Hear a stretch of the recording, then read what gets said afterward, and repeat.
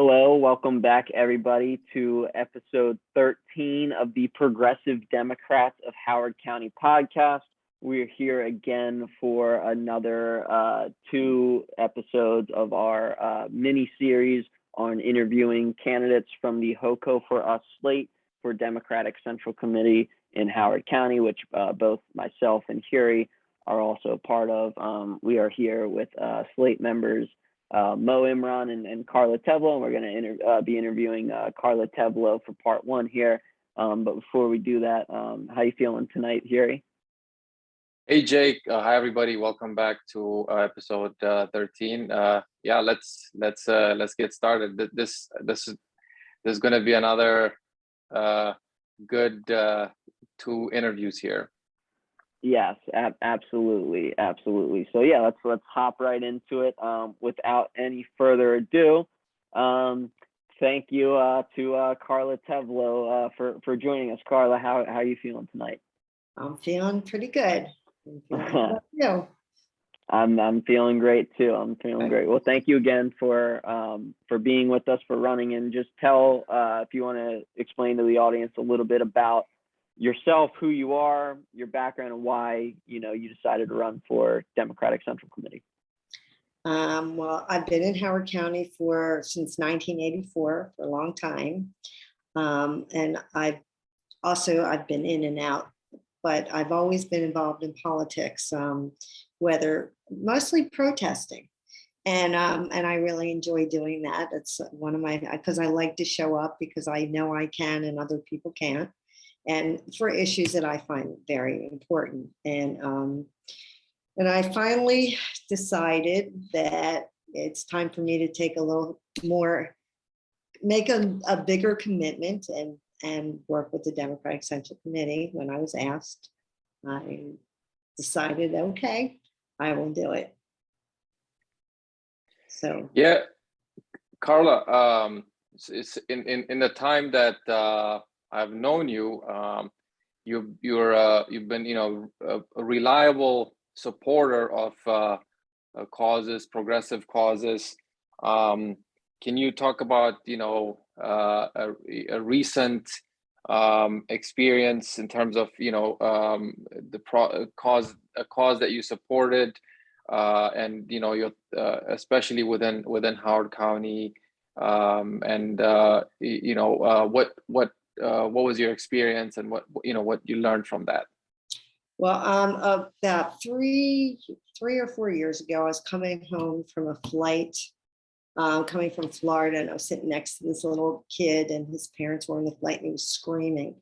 And it was around the time where they were on the news. It was reported how kids were being taken away from their parents, immigrant children were being taken away from their parents, and I thought, this little kid is screaming. I can't imagine what a plane ride with all kids who didn't have their parents there would be like. And I felt like I had to do something. So I spoke with a friend of mine, and she said, well, Indivisible has this immigration action group.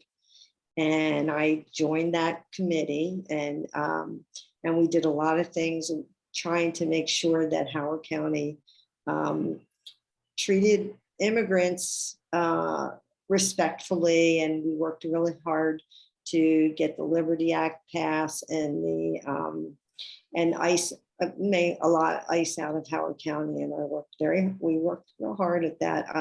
So during that time, I think COVID hit, I would stand on the corner of Broken Land Parkway and Little Patuxent, and had this gigantic sign that says "Liberty for all, ICE out of HoCo." And every Saturday I'd stand there for an hour, and people would drive by, and I'd wave. And sometimes I had a lot of people with me, sometimes not that many, but it was very consistent. And every time somebody would put a window down, I'd say, make sure you call Ball, because he can do something about it. And I would bird dog him wherever he went. When he was out in public and I knew he was going to be there, I'd take my sign and bird dog him. And that's one, that's how I met you two, I believe, because people in that group had told me about what was going on with this Columbia Democratic Committee. and how they were looking to help change the laws in our county and make sure that immigrants were treated with respect. Yeah, no, and I certainly remember that battle, even though it was almost 2 years ago at this point. It still feels like yesterday to me, and that is I don't know about you and Hiruy, but definitely how you and I crossed paths was through that fight with the Howard County Immigration Coalition for Immigrant Justice. So thank you for everything you and that coalition did, and I'm glad that we did get the ICE contract canceled. But sort of a little bit related to that, but also not related. You were a big Bernie Sanders supporter, right? Yes. Yes. Okay. So what was it about Bernie and his campaign that really inspired you, or that you really liked him, and what would you like to see the Democratic Party sort of take from that, since you are running for the Democratic Central Committee? What I really liked about Bernie, it was us, not me. And that's how I feel that all politics should be. It's not just one person's opinion or one person's influence. Well, one person can be influential, but it's a question of everybody working together. And that's what I loved about Bernie. And I've always been, I can't, since I've heard him since like in the early, I guess like in 2009, 10, he used to go on this podcast and radio and talk. He's been really inspiring to me, and he's got a lot of energy, and he's been around a long time. And I'd like to see a lot of his philosophy and his ideas come to fruition, because it would be good. I think it would be good for everybody, and not just one person or not just the elite. Yeah, for everyone. Yeah, and that's what I like, and that's what I like about what we're running, and we're running for those same kind of things. We're as the Democratic Central, our slate, HoCo4Us, right? We're looking for economic and racial and social justice, and I think that it just hits me really well, and in my heart, and how I feel about things. I totally agree with what you just said, especially everything about in terms of Bernie Sanders, and his consistency, with and what he stands for, and it sort of relates to what you just said, about your consistency in terms of standing there on Broken Land Parkway with a sign, on a regular basis, to get something done, bird dogging the county executive wherever he goes, which I think is, what's lacking in Howard County, and from the Central Committee. If as you may already know this, that there were activists who approached the Central Committee and talked to them about the ICE contract, for example, and what happened was that really nothing happened. They didn't do anything. Right. If you were in the Central Committee, would you what would you have done if someone reached out to you in the Central Committee and talked to the group, and the prevailing idea was to do nothing? I think I would try to take people on the side and ask them why they felt that way, and if there's anything that would convince them to change their mind. Because I think, when you boil everything down, it's just respecting people. And I think everybody understands that as a common theme throughout our lives, right? I mean, if you're not going to respect people, then maybe I don't want to be friends with you. you know, and I think everybody's looking for some kind of respect, and I think that's all part of how we treat other people. And if we say that we're immigrants, if we say that we're a country that is open to helping other people, and I think we need to show it. I don't think we should just talk about it. It's something that we need to do. Yeah, no, absolutely. And, you know, unfortunately, when our elected officials prioritize profits and who's donating to them, yes, suddenly respect sort of falls to the bottom of the priority list. But I don't know how many, if we only have time for this one last question, but I'm curious, you say that you've been involved in politics to one degree or another for a long time now, many years. And, you know, so I'm curious, and you also mentioned that you really like protesting. So I'm curious, what was it that first got you sort of civically engaged? Did you come from a family that was really into it? And you say that you came here to Howard County in 1985. Were you, you know, even engaged back from before when you came to Howard County, or did that not start till after Howard County? And also, do you have any wild protest, Carla Tevelow protest stories? Have you ever gotten arrested or anything crazy like that? No, I've never gotten arrested, but I did go to see Jane Fonda get arrested several times. I went down. She was going I think she was going every week down for climate action. I would go and support. I never got arrested. I was going to, though, about 6-7 years ago with Naomi Klein. They were all going to stand, but my daughter had to go to Florida, so I missed it. It was a certain week. But I think it was the times that I grew up in and the culture that I was in.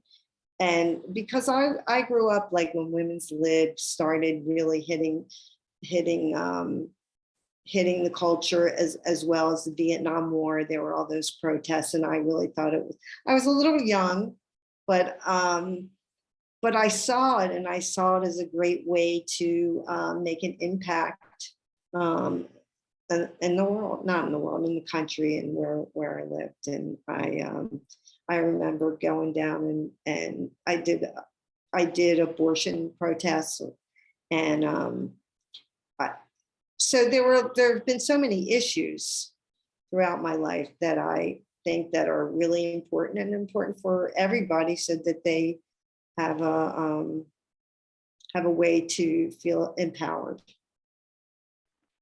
Yeah, that's that I feel like, yeah, it might be a similar story with other people in your same age range. And you know, you list a lot of those issues, and some of them I'm like, yeah, we've made a lot of progress on them. And other issues I'm like, we're still fighting that. Right. That was one of my favorite signs down at the protest, the women's protest recently. I'm still fighting this. It's been it's 50 years, right? And we're still fighting the same fight. It's really sad, but sometimes you feel like you take 3 steps forward and 2 steps back. Well, respect to you for, you know, being there, you know, like Bernie, though not as long as Bernie, but, you know, thank you for, you know, fighting the long fight, fighting the good fight, and not giving up even in times where it can be very discouraging and it feels like, you know, progress isn't being made. But thank you so much, Carla. I think that's all the time for questions that we have with you. But thank you, Carla. Can I say one more thing? That Yeah. I really think our slate is good. It's really nice and it's diverse, and I really think we have a powerful message to include the citizens of this county and listen to what they have to say. So I'm excited to be on the slate. Absolutely. And proud to have you a member of the slate. And we're running on a strong grassroots message, rejecting any sort of corporate or developer money. We've taken the no developer, no dark money campaign pledge. So if you like what you heard from Carla, myself, and Hiruy tonight, please check out the HoCo4Us Slate, www.HoCo4Us HoCo4Us.com. That is the number 4 HoCo4Us.com. Please consider donating. And without any further ado, we are now going to transition to part 2 of episode 13 of the Progressive Democrats of Howard County podcast. And we are going to be speaking to fellow HoCo4Us Slate member, Moe Imran. Moe, how are you feeling tonight? Oh, you're on mute. You're on mute. Yeah, I'm feeling very great because it's right after a long weekend. So I believe that we all refreshed ourselves. So I'm very happy to be speaking to all of you tonight. Absolutely, and thank you for joining us from Germany over there in the German parliamentary building. No, just kidding. He did not go to Germany for the break. That is just a background, folks. But Moe, would you like to tell the viewers a little bit about yourself, who you are, what's your background, why you're running for Democratic Central Committee? Absolutely. Thanks for asking me and giving me the opportunity to explain to my audience and that why I am running for these positions. It's that I came to this country at the age of 19. I am just now a little bit over 60. So when I was doing my undergraduate study in one of the universities in Oklahoma, I got a chance to get involved in student congress process. And I was very excited that I was able to learn the process of how to make a bill, how to write it, draft a bill, how to prepare the bill, and how to submit it to the floor. So that process, really attracted me that in this country, this democratic process has so much value that each one of us can make a difference. Only you'll have to put our mind into it and then talk to our neighbor, talk to our friends, our relatives that, and if we see that somebody needs little help, there is a way that we can do and we can lift them up. There are a lot of people, they are suffering and they don't know exactly how to go or how to reach out some people, so I believe that in the democratic process and this election process, especially when I moved to Howard County from California in 2004, I became very much attracted by the process of seeing the city, the way the city was developed and roused their planning and everything was that it's a kind of like a model. But at the same time, we need to question ourselves that, cities built and whether people, are they happy? Are they getting what they really need to get? So these lot of question comes in my mind and then I try to find out the answer by attending some town hall meeting or meeting some representatives and meeting my neighbors and residents. And sometimes they say they are paying for example, this tax, so they're paying that association fee or doing this, but they are not getting some more benefits. So we can always find a way to meet the gap. So this is one of the reasons that motivated me. And it's always inspires me. Like I've been involved in almost every year before pandemic, attend to Washington, DC, go for AIDS walk, do the fundraising and help the people, whatever the good cause is there, I always try to be there because that's the way I believe that, get engaged. Moe, it's really good to have you on the slate. It's one thing that I like about you is you're very good at trying to understand others' perspective, so it's really good to have someone like that on on the slate. And I think it's that really helps build us up. So you're an immigrant. I'm an immigrant. One thing that as an as an immigrant, I have what strikes me, sometimes to think about is, I still have parents who who've never voted, in a free and fair election in their life. My first time was in 2014. For myself. You've been here long enough, and you have voted. You've had that experience too. Do you have any concerns? In the direction that things are going, in the state with the state of the this democracy, and if you do, can you elaborate on them? Yeah, absolutely. And there's nothing called that, things goes, there's saying that, if you don't do anything, status quo, and then there'll be no improvement, there'll be no change, and the people life will remain same. So that's not what HoCo resident wants from the elected officials. They want some kind of improvement. They want some kind of new way of getting their life. So I talked to a lot of HoCo residents. One thing I find that, they said that they work their whole life, they raise their family, and when they come for retiring time, they find that somehow Howard County, as well as Maryland, doesn't offer some incentives to retire here. So I was thinking that why would it not be that?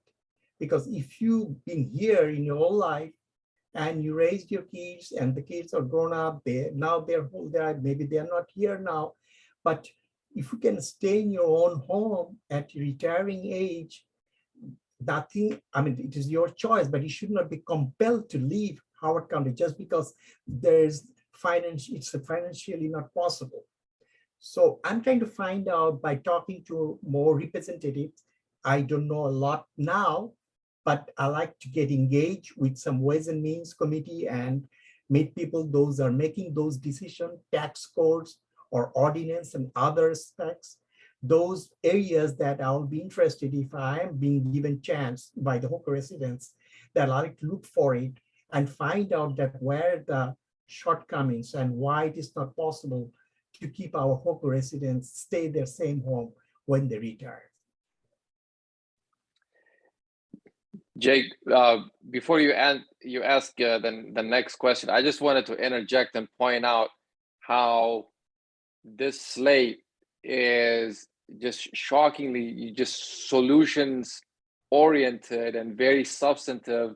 Moe is actually talking about really just it's not like these superficial discussions that are going. It's really meaningful topics here about what affects people on a daily basis. So I just wanted to point that out. This is what this slate is about. So sorry, go ahead, Jay.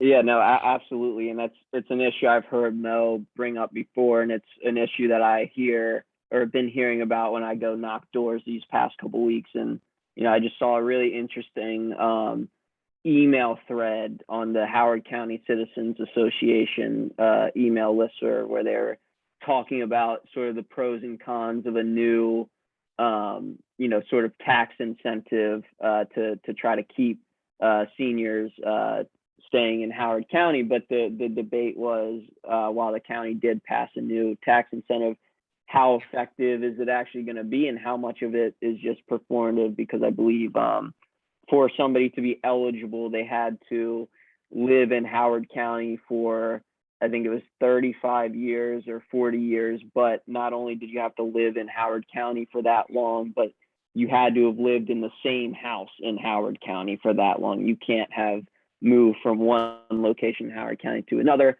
And we're talking about it's so means tested that so few people are going to actually qualify for it that it's not actually going to have that big of an impact. So yeah, we need not only tax incentives to sort of reward and thank residents who have paid taxes in this county for a very long time, but also make it actually accessible so that people can reap the rewards of it and actually has its intended benefits. So yeah, thank you for bringing that issue to the forefront, Moe. And on that topic, I know there's a lot of issues. What I love about you, Moe, is that you're a very passionate guy, a very vocal guy about, when you feel a strong way about something, you're going to let everybody, and myself included, know about that. So I know, there's a lot of, scary things been happening for years in this country, but, especially in the last couple of weeks, whether it be these insane school shootings that are happening, the Republican courts trying to overturn Roe v. Wade. So, Moe, what are some issues that are really important to you, and how do you think that the Democratic Party and Democratic Party elected officials need to approach these issues to make sure that they actually get addressed? Things that we'll have to continuously fight for it is gun safety laws. There's nothing that it's just I cannot sleep thinking that when little kids are already gone, it's week gone, and in TV that if you turn on looks like life is normal. It's not normal for those parents losing those child, and there, as I hear, and probably everybody heard that NRA conventions and a lot of people, they're talking about lots of same talking points, same excuses, mental depression, mental illness. There's one in Fareed Zakaria on Sunday, they're saying that it's 250 times higher that gun shooting is happening in the United States than Japan, and 100 times higher than UK. So do you think that United States, we are that many people we are mentally unstable? So whole our population is mentally unstable? That doesn't buy. So they were talking about everything, all the excuses, but one major point, sensible gun safety law. So as we're gonna from every corner of the United States, we not gonna stop our fight. We're gonna relentlessly fight from the city, from the state, from the federal level, until we have a sensible gun safety law passed by the Congress. So, and that's when, and it is irony that when the people are talking about that, if you even see the vaccination time, government, if a president wants to do mandate even for federal billing, people are saying, oh, government cannot mandate. But it's a hypocrisy. Government can mandate of women's their own body. I don't get it. You cannot do guns law, but they want to body. If you believe the government should not force you or do not come to your place, why do you have to have this Roe versus Wade needs to be turned down again? That doesn't make sense. Leave it to this people. It is their choice. The pro-choice. It's a woman's choice. That we have no business to interfere. Yeah, Moe, you're touching on the lack of consistency or the hypocrisy in the argument by the right. At this point, I think I call it the fascist party, the right wing. In terms of what they want to happen, regulating women's bodies, but opposing common sense gun regulation, opposing or just resisting masks, which is ridiculous. So yeah, I think but we've lost them. So we've lost so the fascist party is gone, right? So it's gone. Now, we have to focus on the party that's semi-functional, but it's been co-opted by, I think the, corporatism. And so, just as a closing, as a way of closing, what do you think, we should be doing as, in the Democratic Party to to bring about meaningful change, because there's no counterparty here. It's just that there's just one semi-functioning party that needs to take actions. What do you think that needs to happen? The thing is that we need to have open discussion among ourselves. I may not have all the ideas, but my colleagues, my other members, they have ideas. We need to listen to each other. And then we need to also listen to our people, because people have the voice. Your neighbors, they are the one. And if we talk to them and discuss with them, we'll find from each person different and unique situation that they might have, either they've gone through it, or they are going through it, or they are frustrated that they could not find any solution. So many issues comes from our small city, from small neighborhood, and those issues are actually is the very good way of finding a solution. There's a saying that if your neighbor is suffering and you never heard of it, that means we fail to communicate with our people. So we need to have some communication, like go out sometime when the weather is good, when people are walking with the dogs, talk to them, ask them what they're going through, if there is any something that they want to suggest. I mean, always when I said that, hey, I may not be elected your member, but I know someone, at least I can pass your information to them. So tell me what you really want. What's the thing? Like as I share, I think Jake and some of you, that one of my neighbor told me that she's frustrated because she found a lot of toxic chemicals are available in Howard County stores, which is banned in Montgomery County, which I didn't know. So see that when you talk to people, you find something, those are important things, that if toxic chemicals we are using in Howard County on our gardens, and our kids are playing on those gardens, those are hazardous. We need to find it out, a solution. Yeah, absolutely. I think, that's what democracy is supposed to be about at its purest level, is listening to the people and then representing their will. And that all boils down to the heart of the problem that Progressive Democrats of Howard County and HoCo4Us Slate always talks about, and that is getting the corporate money out of the politics so that it's the people that are being listened to. Because, to use Moe's example of this, toxic pesticides that are, harmful for the environment. If anybody who's making decisions from a public safety or public health or common sense standpoint, those chemicals would never be allowed. The only reason they would be allowed is because corporations want to use it because they've determined it's the cheapest way to fertilize their plants, and they'd rather do that than spend a little bit more for a safer alternative. And that's why we shouldn't factor their motivations into the first place, because if you just polled community members, they would never side with that. So thank you for bringing that up, Moe. And unfortunately, I don't think we have time for any more questions, but another great set of interviews. Thank you to Carla. Thank you to Moe Imran. Check us out if you liked what any of us had to say. If you are interested in the HoCo4Us Slate, again, we've signed the No Developer Donation, No Dark Money campaign pledge. Check us out at HoCo4Us.com. That's the number 4, HoCo4Us.com. Please consider donating. Check out the Progressive Democrats of Howard County, HoCoProgressives.com, link tr.ee/HoCoProgressives. Consider becoming a dues paying member. Subscribe to our email list.